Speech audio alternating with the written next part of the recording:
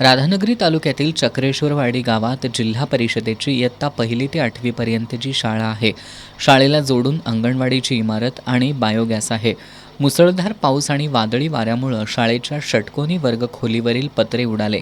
तसंच स्वच्छतागृहाची भिंत कोसळून शाळेचं मोठं नुकसान झालंय. अंगणवाडी शाळेची बायोगॅस यंत्रणाही पडून निकामी झाली. सुदैवानं ही घटना शाळा सुरू नसताना घडल्यानं कोणतीही जीवितहानी झाली नाही. मात्र पत्रे, स्वच्छतागृहाची भिंत आणि बायोगॅस पडल्यानं पालकांमध्ये चिंतेचं वातावरण आहे. पावसाळ्याच्या पार्श्वभूमीवर विद्यार्थ्यांच्या सुरक्षिततेचा प्रश्न ऐरणीवर आला असून तातडीनं दुरुस्तीची गरज आहे.